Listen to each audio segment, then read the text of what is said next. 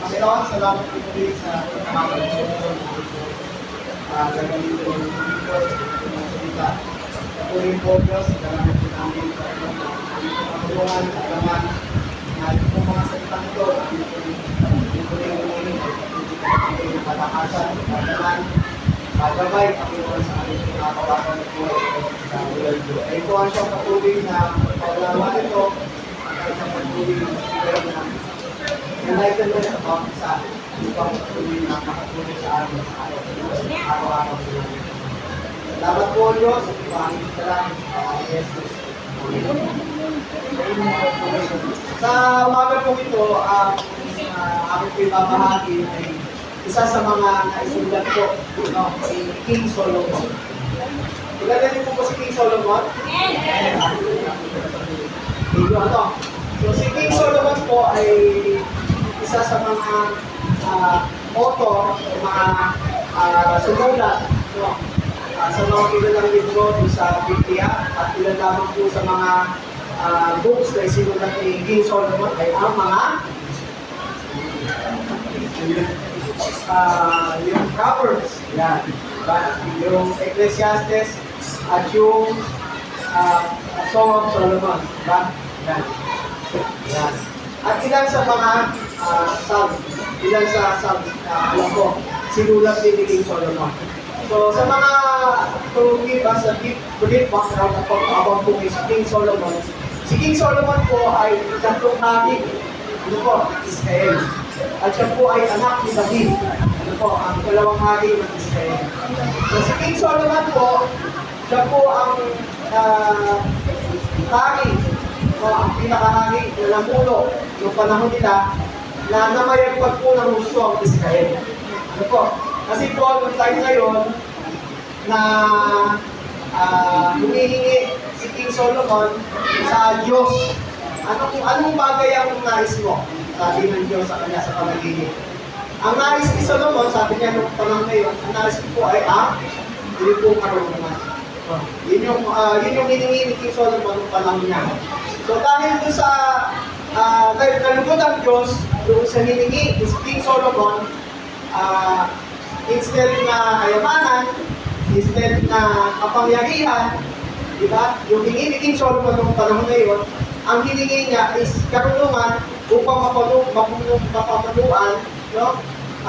Mapanuan niya ng maayos yung Israelites doon sa pagiging hari niya. No? So, dahil sa nalugod ang Panginoon, hindi lamang karunungan, no? Binigyan ng higit sa kanino pa man na karunungan si King Solomon noong panahon na yun.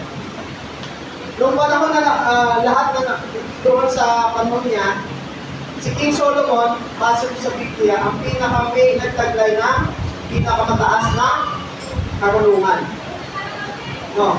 At dahil doon, hindi lang karunungan na ibinigay sa kanya, kundi yung iba pa. Sumunod pa yung kapangyarihan, katanyagan, no?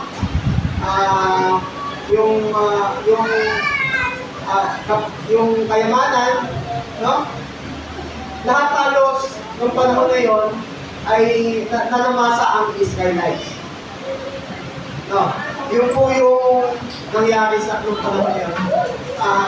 Kaya nga lamang, hindi doon sa paglipas ng panahon, hindi nanatili yung pagiging tapat ni Solomon sa Diyos. Dahil may mga bagay na pinagbabawal ng Diyos na hindi niya dapat gawin na nagawa niya. Katulad yung masyadong pagpaparami ng kayamanan, di ba? Ng mga may binigay na instruction ng Diyos doon. Yung kabayo, yung pagkakaroon ng maraming asawa na sa ibang lugar, di ba? O for particular, yung pagkakaroon ng maraming asawa. Yung at marami pang bagay na dinayulate si King Solomon. Sa kanyang pag-edad, unti-unti, napawala yung kanyang loob sa Diyos dahil sa nag-entertain sila ng iba't ibang Diyos-Diyosan ng asawa niya. Si King Solomon po ay nagkaroon na ilang asawa? 700 wives, 700. 700 asawa at 300 kabit. May kabit pa siya, hindi pa na kontento sa 700 asawa, nagkaroon siya ng 300 kabit. Aba, Unang babae ng panahon. diba, sobra yung panahon na yun. Biging Solomon. At dahil sa dito, nagkaroon siya ng iba pang mga asawa na iba yung mga paniniwala. Diba? Dahil sa mga paniniwala na yun, unti-unti, nagsawit siya dun sa mga paniniwala na yun. Although si King Solomon, ang nagtayo ng templo ng Diyos, kasi si King David, hindi siya pinahintulutan ng magtayo ng templo ng Diyos kasi madugo yung kamay ni David. Marami siyang sinakop, marami siyang pinaslang para lang maitaguyod yung kapiliran ng Diyos. Si King Solomon, yung nagtaguyod ng templo ng Diyos. Siya yung nagtayo. Pero, sa kabila ng templo ng Diyos na nandoon sa kanila, di ba? Nagtagay din siya ng mga sambahan ng mga Diyos-Diyusan ng asawa niya. Naglagay din siya nun. At doon sa kanyang aklan, makikita natin yung mga wisdom na ibinahagi na doon. No? Sa buhay na ito, wala ang lahat. Pinapakita niya po doon. Kung nabasa niyo po yung mga libro niya, yung Ecclesiastes, yung Proverbs, ang buhay ay baliwala. Diba? Kasi si King Solomon po mismo, diba, nagtamasa siya ng lahat ng bagay dito sa mundo nito. Meron siyang yaman, meron siyang kasikatan, diba? Meron siya lahat ng pleasure. Lahat ng bagay na kung pwede mong imagine, isipin, nakamit niya na yun. Na-achieve niya na yun. Diba? Ilang bilyon yung gusto mong makuha, ilang bilyon. Diba? Trillion, sa platform natin si Kuko, trillion, diba? Pero nung panahon ni King Solomon, ginawa nila yung precious stones, o yung mga precious metal, na parang bato lang sa daan. Ganun naging ka-common ang ginto, no? Yung precious minerals na ito, doon sa Israel. Ganun matindi yung yaman ng Israel nung panahon nila. Diba? Makakita ka na, yung bato dito sa atin parang ginto lang para ganun na ka-common yung ginto sa kanila. Ganun yung description sa Bible kung gaano kayaman, kung paano dinidescribe yung yaman ng Israel o ni King Solomon yung panahon na yun. Sa karunungan, dinadayo siya ng mga pantas, mga matatalinong tao para lamang makinig dun sa mga word of wisdom niya. So, lahat po ng mga bagay na po pwede ma-achieve ng isang tao, lahat ng success na po pwede ma-achieve ng isang tao, na-experience na po ni King Solomon yun. Lahat. Pero sa lahat ng ito, sabi niya, baliwala ang lahat ng bagay. Bakit wala? Siguro po na na-realize niya sa pagsusunod ng mga libro na ito, in the later days niya, na-realize niya o naunawaan niya yung mga pagkakamali niya. Diba? Kaya nga, isa sa mga naisulat niya dito, di ba yung Proverbs 3:5-6? Ano yung sabi yung Proverbs 3:5-6? Trust in the Lord with all your heart and lean not on your own understanding. Diba? Napakagaganda mga word of wisdom ang nakuha natin kay King Solomon base sa mismo experience niya. No, kasi po sa Bible po, hindi po inililihim doon yung mga downfall ng mga tao. No, although may mga sinelect po ang Diyos, no, at may mga ginamit po ang Diyos, pero mismo yung mga ginamit po ito ng Diyos doon, yung panahon, nakita po ng transparent sa Biblia na sila po mismo may mga pinakita po doon yung mga downfall nila. No, yung mga pagkakamali nila, yung mga kasalanan nila.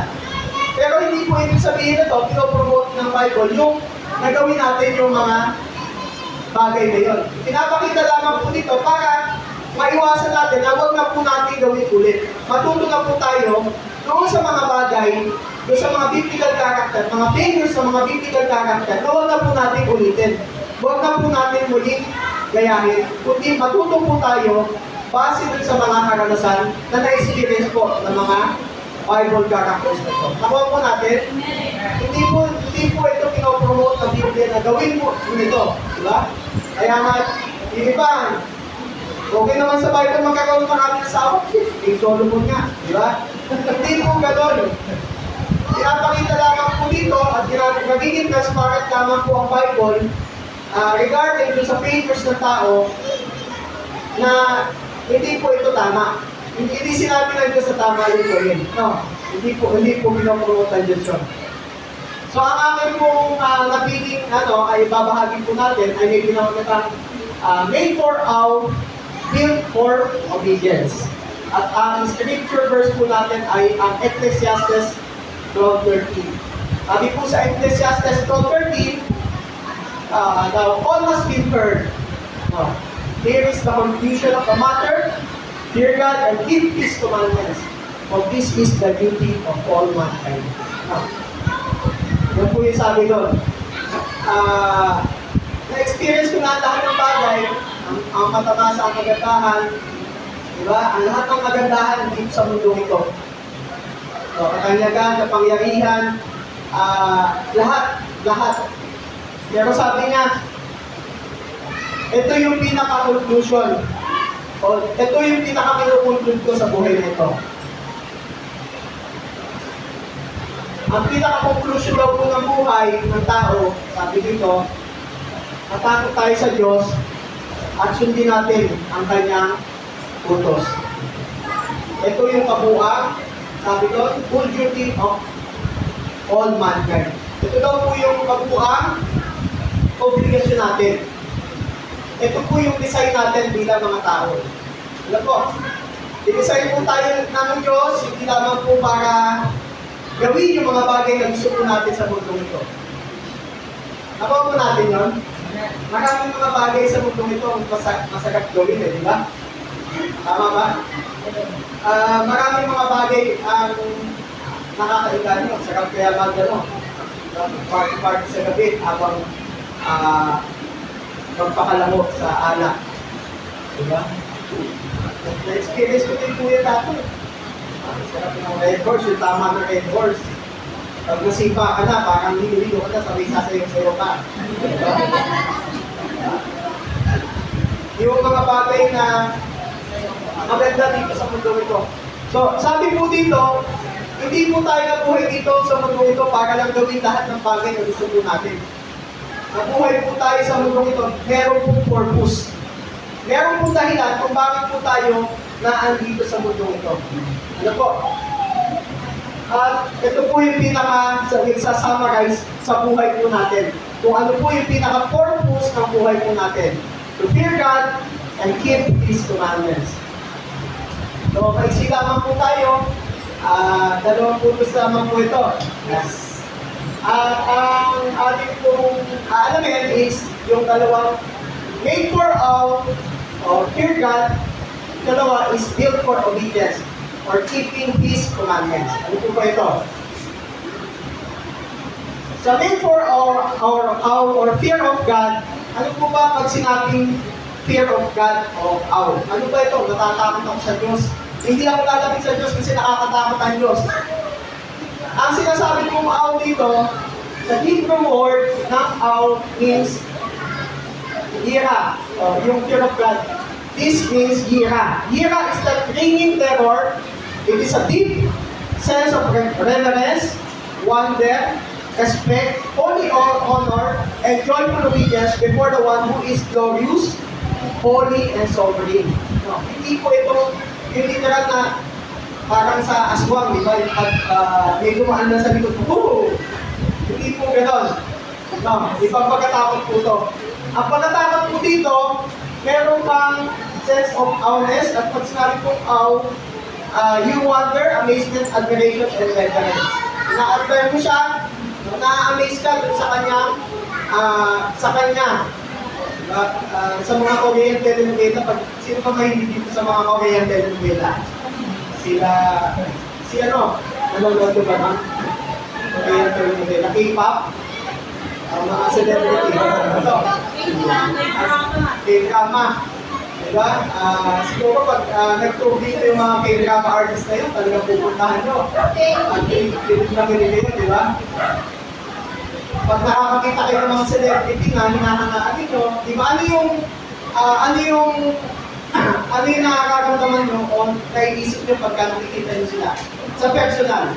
Wow, ganda-ganda niya, di ba? Excitement, tapos yung amazement, di ba? Kasi ang kinis-kinis nila. Wow, nakita ko in person si ano, ganito. Di ba? Ganun po yung klase ng reference na ano yung pagtama, di ba, yung respeto na ibibigay po natin, di ba, na-appreciate po natin yung kabutihan ng Diyos, na-appreciate po natin yung katakilaan niya sa buhay natin. Yung katakilaan niya, yung kamanghamang ginawa niya o ginagawa niya sa buhay natin. Yung mga kamanghamang ng blessing na binibigay niya, pagpapala, kapayapaan na binibigay niya sa atin. Nakikita po natin yun. At tuwing pagmamasdan po natin yun, lagi po na tumatatak sa ating isipan, napakabuti ng Diyos. Diba? Tama po ba? Sabi doon, sa Psalm 108:2, bless the Lord, O my soul, and forget not all His benefits. Lagi natin naaalala, diba? Lagi natin naaalala yung kanyang mga kabutihan. Lagi natin nananamnam yung kadakilaan ng Diyos na ginawa niya sa buhay natin. Ano po? Ito kasi yung nare-realize natin. At madalas na nakakakita nito yung mga broken hearted din. Diba? Kapag na-broken heart ka, dun minsan yung time na mas na-appreciate mo talaga yung kabutihan ng Diyos. Tama ba? Kasi alam niyo po, si King Solomon, noong mga panahon na masagana siya, maayos yung lahat ng bagay. Parang nalayo siya sa Diyos eh. Nakuha niyo po yun? Unti-unti nalayo siya sa Diyos noong panahon na naging tanyag siya ng sukdulan ng katanyagan niya, sukdulan ng kapangyarihan, sukdulan ng kayamanan. Unti-unti napalayo po siya sa Diyos. Alam niyo po kung kailan niya na-realize yun? Itong mga sinulat na ito. Na-realize na po ito kung kailan matanda na siya. Kung kailan maaaring puti na yung buhok niya, kung kailan maaaring nahihirapan na siya maglakad, kung kailan yung time na wala na yung dating signal niya. Nakuha niyo po? So, sa mga nakaka-appreciate po dun sa kagandahan ng Diyos, sa meron ng Diyos, is yung mga nabubroken heart. Kung na-broken heart po tayo, doon po yung time na, ano po yung ibig sabihin na broken heart? Na-broken heart ka, hindi naman sa pag-ibig, na-broken heart ka doon sa buhay. Wala na po o Diyos sa buhay na ito. Wala na po ako ibang maasahan, wala po ako ibang naasahan, hindi kayo lamang po. Kayo po ang aking kalakasan, ang aking sandigan, no, ang aking kalasag, at ang matibay kong tanggulan. Pag tumating ka sa point na yon, doon mo ma-realize at ma-appreciate ng gusto kung gaano po kadakila ang Diyos. Nakuha niyo po? Kasi minsan pag yung meron ka ng lahat ng bagay, nasagana ka, hindi mo iisipin na meron ba ang Diyos? Di ba? Ano yung madalas na konsepto ng mga hindi naman lahat na mayaman, di ba? Pero karamihan, kapag nasa magandang kondisyon ka, sitwasyon, hindi mo iisipin o may isip na tama magsimba. Ba't ko pa isisik ang Diyos? Ito nagpapala na ako. Nakuha niyo po? Minsan pag dumating po tayo sa point na wasak ka, doon po na mas lalong na-experience o nakakanasan at na-appreciate ang Diyos. Nakuha po natin. Kaya nga sabi po doon, sa Psalms 34:18, the Lord is near to the broken-hearted and saves those who are broken. Broken spirit. Psalms 34:18. The Lord is near to the broken-hearted, to save those who are broken spirits. So, nararamdaman natin at mas nararanasan natin yung pagliligtas ng Diyos kapag wasak ka. Kapag wasak ka. Kapag na-experience mong walang-wala ka na. Alam niyo po, meron akong madalas na makikita natin ito doon sa meron mga nagkakasakit. May nag-share doon sa Facebook, isa siyang gold jewelry owner. Jewelry owner siya. May-ari siya ng mga bentahan, bilihan ng malahas. At isa siya sa, successful jewelry owner. Meron siya mga pwesto sa Ungpil. No? Sabi niya doon, kung ko na-realize na ang buhay dati nung malakas ako, ang objective ko, magpayaman ng magpayaman. Paano ko mas yayaman, paano ko mas kikita.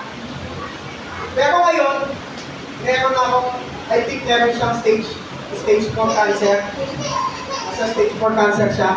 Pero nung nagkasakit ako, isa na lang yung gusto ko. Isa na lang yung pupuntahan ng objective ko, paano ko ma-extend yung buhay ko. Ako, ano po? Ang lahat po ng ito, baliwala lahat ng bagay na ito. Pagka dumating po yung point, darating na tayo sa point na oras ko na. Ako, ano po? Kasi po, darating sa buhay natin na tatawagin na po tayo sa ikalawang pagtawag. Diba? Sabi po doon, meron po unang iba't ibang pagtawag. Diba? Nung pinanganak ka, yung ikalawang tinawag ka, para maligtas. At ikatlo, yung final moment mo na. Final moment, yan, matitigo ka na. Lahat po tayo ay dadaan sa proseso na yun. At wala pong immortal dito. Tama po ba? Kahit sinong tao, kahit po sa Bible, makikita po natin lahat po halos doon. Maliban na lamang doon sa selected, no? Na katulad ni Melchizedek, no? At saka Elijah, no? Si Elijah na hindi namatay. Isentel sila. Pero lahat na dumaan sa pagkamatay. Darating po yung time natin na doon po tayo sa point na yon.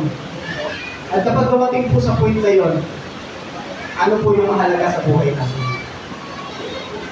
Diba? Masasabi ko pa ba, kailangan ko magpayaman. Diba? Kailangan ko magpayaman ng payaman. Anong gagawin mo sa yaman? Kanino mo iniwan yung yaman mo? Diba? Pag namatay ka, pagka-awayin lang yan ng mga anak mo. Pero hindi ko sinabing masamang magpayaman. Ano po? Baka naman magkakaroon tayo ng misconception. Hindi po masamang maging mayaman. Ang sinasabi lamang po natin is dapat tama yung layunin ng puso natin. Ang pinaka-priority natin sa buhay na ito ay hindi lamang po yung mga bagay na sa mundo ito. At pinapangitan po dito is our main priority must be the Lord. Kasi wala po tayo madadala na ano mang bagay sa mundo ito, kundi ang relasyon lamang po natin sa Diyos. Tama po ba? Relasyon lamang po natin sa Diyos ang may madadala natin. So, lahat ng ari-arian, lahat ng mga bagay na pinuntan mo, no? Pero pa nga, yung iba, sa mga relatives na umiikot yung pag-aasawa Ito sa Chinese, medyo popular po tradition na yan. Sa mga kamag-anak lang, para hindi lumabas yung yaman. Hindi natin madadala yan, lahat ng bagay, iiwan po natin. Ano po? So, ma-appreciate po natin, sabi nung jewelry na yan, ang gusto ko na lamang ma-extend yung buhay ko. Yun yung, at saka mas lalo siya napalapit sa Diyos. Pinapalo ko siya. Nakita ko din yung mga, puros. Kasi pag nandun ka na sa point na yun, alam niyo, wala na kayo talagang iisipin pa, kundi paano mo ma-i-assure o yung spiritual life mo is maayos sa Diyos. Diba? Ganun yung naging response niya. Maganda yung naging response niya. No? Kasi napalamig sa Gustalo at naunawaan niya yung kung ano ang buhay. Nagkakaroon ka kasi ng wisdom, karunungan pag nandun ka sa stage na yun eh. Diba? Sabi ng Psalm 90:12,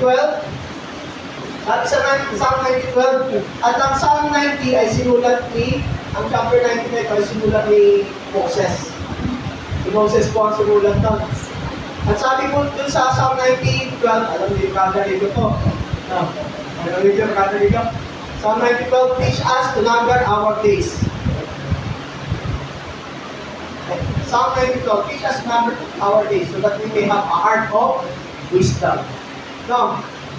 Nagkakaroon ka ng wisdom kapag natukan ka sa alam mo yung bilang may araw mo, di ba? Alam mo, malapit na yung araw ng ko.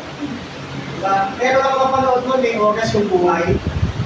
May oras. Doon nakikita yung buhay mo, no? Alam mo yung lifespan mo. Pero sa atin hindi eh. Sa realidad po natin, hindi po natin nakikita ang buhay natin. Diba? Malakas ka ngayon, pero mayaman ngayon. May mga plano ka pa, bukas. Nakuha niyo po? Ganun po ang buhay natin dito. Malakas ka ngayon, marami ka mga ipon, marami ka mga plano. Bukas, meron ka pang iniisip. Bukas pala, isang tweet. Ganun ka na. Nakuha niyo po? Hindi po natin hawak ang buhay natin dito. Hindi po natin alam yung buhay po natin dito. Kaya nga po sabi doon ni Moses, di ba ka, maaaring nung sinulat ni Moses yung Psalm 90:12, sa bagay, matanda na si Moses nung panahon na tinawag siya ng Diyos kasi 80 years old na siya nung nilid niya yung Israel papunta dun sa Promised Land. 120 years old si Moses, 40 years yung time ng period ng pagdidig niya. So 120 years old si Moses nung namatay si Moses. Sabi na doon, turuan mo kami na bilangin yung araw namin para magkaroon kami ng pusong may karunungan. Pag alam mo kung gaano lang kaisip ang buhay ng tao, di ba?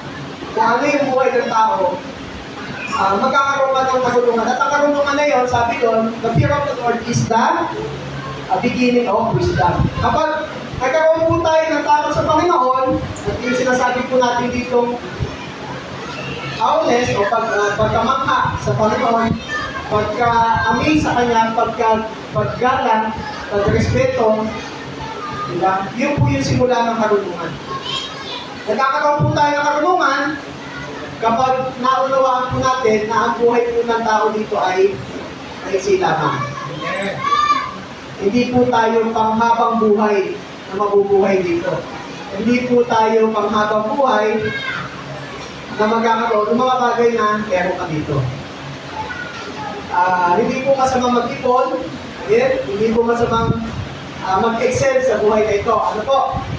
Hindi po masama yun, basta gawin po natin ito para sa Panginoon.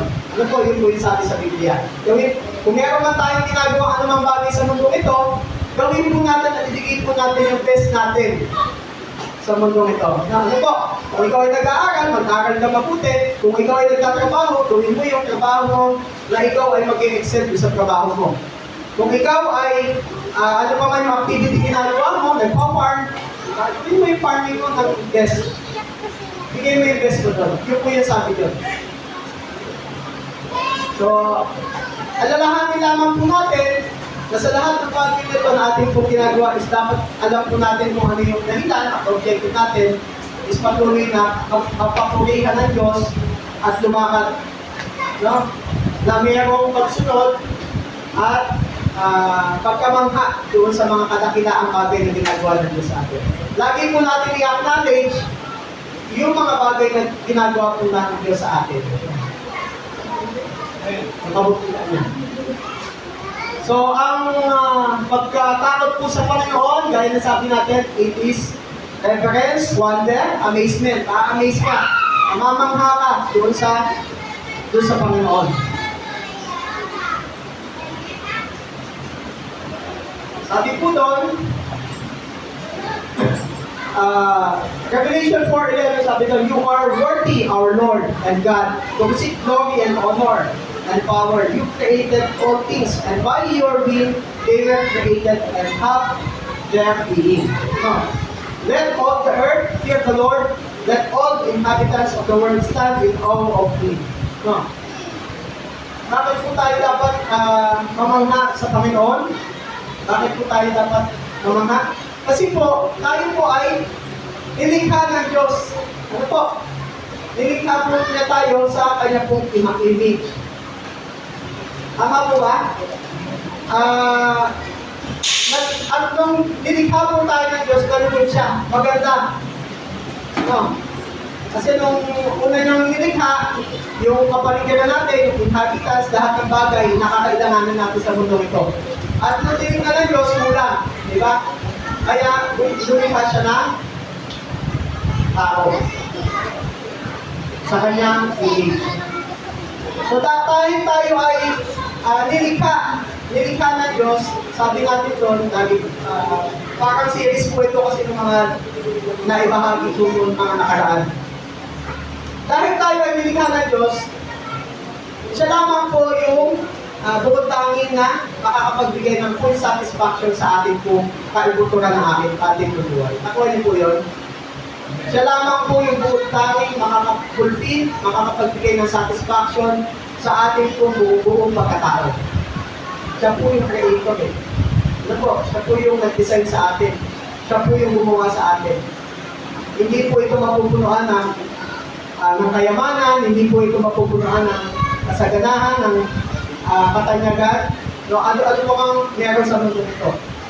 Yung bukod tanging gumawa po sa atin, ang bukod tanging makakapagbigay ng satisfaction po dito. No? So, sabi po doon, you created all things. Siya po ang gumawa ng lahat ng bagay. At lahat sabi po doon sa Psalms, lahat ng naninirahan dito, lahat na nabubuhay ay dapat na mamangha. Dapat na mamangha sa kanyang katakilaan.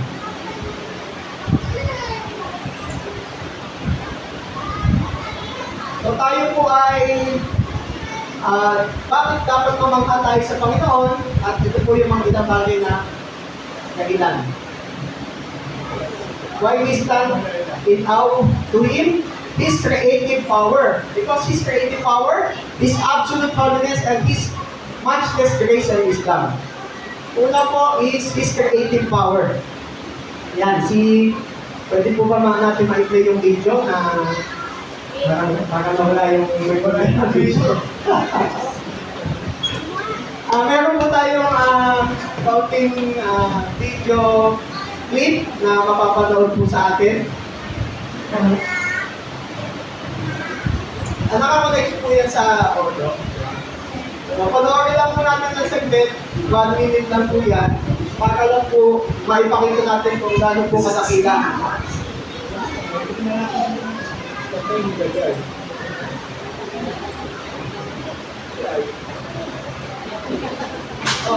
Napakadakila po ng Diyos kasi sabi po doon,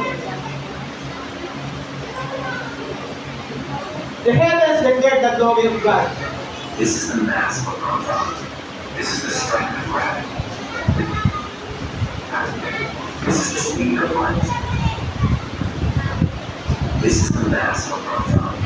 This is the strength of gravity. This is the speed of light. These constants may seem abstract, but they are the blueprint of reality. If the proton's mass were slightly different, the delicate balance of forces inside the atom of break and stable molecules, including water, could never form. If gravity were stronger, stars would collapse too quickly. If weaker, galaxies would never form. The forces inside the atom, the strong nuclear force and the electromagnetic force, are balanced with unimaginable precision. A change at a tiniest margin may erase chemistry, planets, and the possibility of life. The universe exists on razor's edge of numbers. 2 solar precisely that even the smallest shift would make everything possible. So the question remains, is this delicate balance just chance? Or was the universe somehow created to be defined? Po, salamat po. So, dun po sa video clip, medyo scientific po yung mga terminology ginamit, di ba? Atom, nucleus, medyo mahirap din unawain. Pero isa lamang po yung pinipin po yun doon. Ang galaxy po, ang mundo natin is, titignan ko po yung galaxy natin. At manonood po ko ng mga ganitong video clip. Nakikita ko po kung gaano katakila ang Diyos. Ano po? Sabi po doon, the heavens declare the glory of God. The skies proclaim the word of His hands. Yung pagtitingin ka sa kalamitan, pag sa gabi, dito po tinideklara at makikita niyo na po na meron pong Diyos at Creator, designer sa buong kabuuan na tao. Ano po? Hindi po ito po pwede yung sa evolution theory, no, na nangyari lamang dahil sa libo-libong o milyon-milyong taon. That is a false teaching po. Tayo po ay ginawa at nangyari po tayo dahil with purpose. Ano po? Sabi po doon sa solar system natin, kaunti lang na mapalayo tayo, magkakaroon po ng ice age. Mapalapit po tayo sa araw, mamamatay po tayo sa init. Kaunting ano lang po, kaunting sukat. So lahat po ng nandun sa universe po natin is perfectly aligned, perfectly designed. Walang error. Kasi gaya po sabi doon, kahit isang error ang magkaroon doon, magko-collapse po lahat ng life form. Lahat ng klase ng life form, mawa-wipe out po tayo. Yung mundo po natin, tumatakbo, umiikot, babang umiikot din ito sa galaxy. Na walang anumang pinatamaan na, ano pa mang solar system, ano pa mang planeta, ano pa mang star. Meron pong bilyon-bilyong star sa solar system lamang po natin. Solar system, Milky Way po tayo. Nasa Milky Way Galaxy. Sa Milky Way Galaxy, meron pong bilyon-bilyon. Isa lamang po tayo dun sa bilyon-bilyong star na umiikot doon sa Milky Way Galaxy.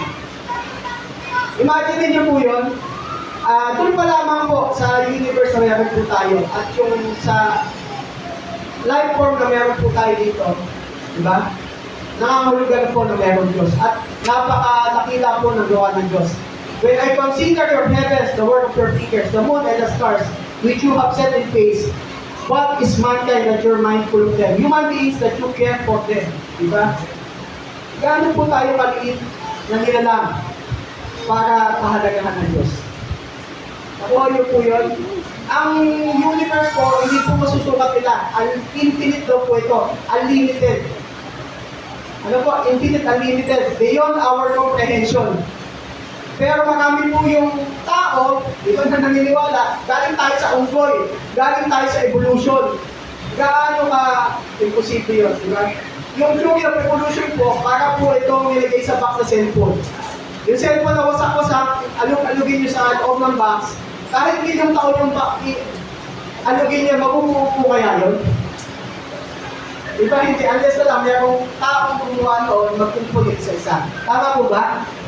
Ganun din po yung chance doon sa tao, human life. Ano po? Absolute holiness, and they were calling to one another. Sabi doon, una po, dahil sa creation ng Diyos, no, dapat po tayo mamangha sa Kanya. Ikalawa, dahil siya po ay banal. Ano po? At makikita po natin dito sa mga propeta, po na Diyos na nakakakita sa kanyang kabanalan. Si Isaiah, noong time na meron po siya encounter sa Diyos, sabi po doon, and they were calling to one another, Holy, holy is the Lord Almighty. The whole earth is full of His glory. Noong nakita po na Isaiah ang Diyos, meron pong seraphim na lumilipad. At yung seraphim na lumilipad na yon, merong 6 na pakpak. Yung 2 pakpak nakatakip sa kanyang ulo, sa mukha, yung 2 pakpak nakatakip sa paa, at yung 2 lumilipad. Ganun matindi yung kabanalan ng Diyos. Kaya hindi nila makayanan yung tumitig doon sa kabanalan ng Diyos. Sabi ni Isaiah, sinabi ko, kawawa ako sapagkat ako'y isang makasalanan at mula sa isang lahi makasalamanan. Mapapahamak ko sapagkat nakita ko ang hari na si Yahweh na makapangyarihan sa lahat. Ano po? Ang Diyos po ay banal, so dapat po tayong mamangha sa Kanya. Ano po? Tayo po ay mamangha sa Kanya na may kabanalan.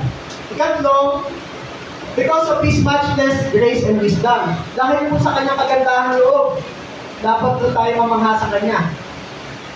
Sabi po doon, Psalm 103:11, for as high as the heavens are above the earth, so great is the love for those who fear Him. As far as the east is from the west, so as far He removed our transgression for us. As Father has compassion on His children, so the Lord has compassion on those who fear Him. No. Dahil po sa kagandahan loob niya, dahil tayo po ay doom na po dapat, nasa doomsday na po tayo dapat. Pero dahil sa kagandahan loob ng Diyos, kahit gano'n pa kalaki yung kasalanan mo, lumapit ka sa akin, patatawagin ko yun. Kakalimutan ng Diyos yun. Ano po? Kahit gano'n kalaki yung kasalanan natin, di po ba? Kakalimutan ng Diyos yun. So dahil sa kanyang magandahang loob.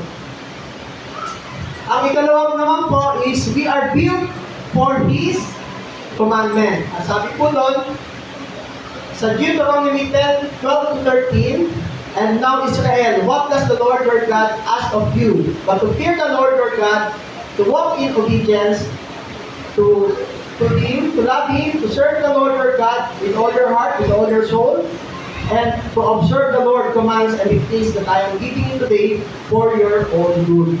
No. So ang pagsunod po sa Panginoon, sa Diyos, sino po ang nagbe-benefit dito? Ang Diyos po ba? Sabi po doon, ang nagbe-benefit kapag tayo po ay sumunod sa Diyos ay for your own good. Hindi po sinabi doon for my own good. No. Kaya kapag tayo po ay sumunod sa Diyos, hindi po ito para tayo ay mapahamak o ipahamak. Ito po ay para tayo ay pagpalain, no, at pasaganahin ito sa ating pong buhay. Although, hindi naman po sinabi ko na kapag ikaw ay Kristiyano na wala ka na magiging problema, meron pa rin po yun. Kaya lamang po, meron tayong alam na lalapitan, pero tayong alam na magiging sandigan sa mga pagkakataon na tayo po ay dumadanas na. Bakit po tayo kailangan sumunod? Because of the evidence of the true love for God. It is the evidence of the true love for God. It aligns us with God's will and it opens doors to God's blessing. No, una po, ito po ay ebidensya na tayo po ay umiibig sa Diyos. Ano po? Kapag tayo po ay sumusunod o gumagawa ng kanyang kalooban, ito ay nangangahulugan lamang na mahal mo ang Diyos. Ano ba? Kapag ikaw ba ay may mahal na tao, ginagawa mo yung mga bagay na alam mo magagalit siya. Hindi po ba? I-please mo siya. Aalamin mo yung mga bagay na katanggap-tanggap sa kanya at aalamin mo yung mga bagay na kaaya-aya sa kanyang paligid. Ito po yung isa sa dahilan kung bakit po natin dapat sundin ang Diyos. Ano? Ito po ay fruit o bunga ng ating po pagmamahal sa Diyos. It aligns us with God's will. No, sa pamamagitan po ng pagsunod po natin sa Diyos is natututunan po natin o in-enlighten po tayo ng Diyos doon sa kanyang magandang kalooban. No. Binibigyan po tayo ng, dinidirect na po tayo para mapunta po tayo doon sa maayos na direksyon na kung saan gusto niya tayo mapunta. Ano po? And the third is, it opens door to the God's blessing. So, sino po dito yung nais pagpalain? Yes! Siyempre, nais natin pagpalain tayo lahat, no? So, ang Diyos po ay nagpapala at willing po siya pagpalain ang kanyang pong mga anak. No? Sabi po dun sa Psalm 37:8, the Lord loved the just and will not forsake His faithful ones. Mahal po niya ang mga matutuwid. At ang matuwid sa kanyang paningin yung mga nananampalataya sa kanya. sumusunod sa kanyang kalooban. Mahal niya po ito at hindi niya po pababayaan, no? Na ikaw ay pabayaan niya. Hindi niya po makawakan po natin yun. No? Kapag ikaw ay sumusunod sa kanyang kalooban, hindi ka po niya pababayaan. No? Hindi po tayo pababayaan ng Diyos. It opens door to God's blessing. No? Nagbubukas po ito ng pintuan upang patuloy na tayo po ay pagpalain ng Diyos. Ano po?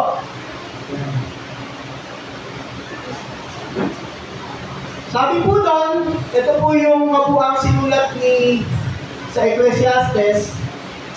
Sabi po ni King Solomon, before the sun and the light, and the moon and the stars grow dark, and the clouds return after the rain, when the keepers of the house tremble, and the strong men stood, when the grinders cease because they are few, and those looking through the windows grow dim. When the doors to the street are closed, and the sound of grinding fades, when the people rise up at the sound of birds, but all their songs grow faint. When the people are afraid of heights, and of dangers in the streets, when the almond blossoms, and the grasshopper drags itself along the desert no longer is feared, then people go to their eternal home, and the mourners go about the streets. Dito po sa Ecclesiastes na ito, sinasabi ni King Solomon, diba? Bago pa man na yung araw hindi mo na masilayan, bago pa man yung buhok mo na pumuti na, bago pa man na yung pandinig mo hindi na makadinig, unti-unti mawala na yung pandinig, bago pa man yung mata mo, unti-unti hindi na masilayan yung araw, bago pa man yung tuhod mo na manghina at hindi ka na masyado makapaglakad, bago pa man mawala yung masiglahan mo, no? At bago pa man dumating yung pagkakataon na ikaw ay hihiglay na. Diba? Ecclesiastes 12:13, sabi ni King Solomon doon, now all has been heard. Here is the conclusion of the matter. Fear God and keep His commandments, for this is the duty of all mankind. Ito yung pinaka-obligasyon natin. Matakot tayo sa Diyos at sundin ang kanyang kalooban. Sapagkat ito ang kabuang obligasyon ng tao. Hindi po, tayo po ay tumayo upang po tayo po ay umawit sa Panginoon. Awitin po natin yung